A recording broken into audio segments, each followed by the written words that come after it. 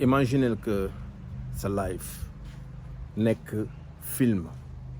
ñu ne la nga choisir si rôle boo ci bëgg jouer yow au lieu nga choisir nekk l'acteur principal en fait nga choisir pour nekk un figurant dans ton propre film ñu bëri noonu la ñuy doxalee ak seen life ci àdduna ils se rendent même pas compte que ñoom ñooy acteur principal seen life donc ce qui fait que duñu jël décision ils se laissent influencer aussi par l'opinion des autres maanaam yow opinion nit ñi mooy tax sax lépp loo bëgg def sax doo ko def parce que yaa ngi xalaat naka lan la si diw di xalaat ndax dina ko neex ak du ko neex te yow li nga xamul moom mooy bépp décision boo jël si sa àdduna yow la war a njëkk concerné ndax yow yaay ndey mbili gi boo baaxalee lépp loo bëgg baaxal ko waaye boo bonalee tamit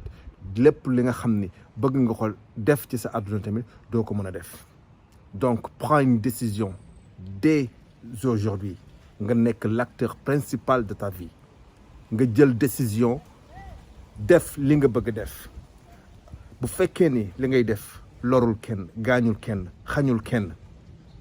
amul dara loo ciy xalaat ni ndax war na neex diw wala warul neex diw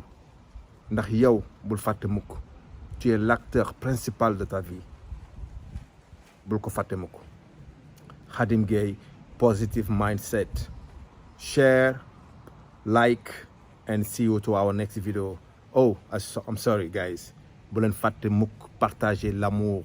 bi nga xam ne moo nekk suñu diggante nañu bëggante lu am solo la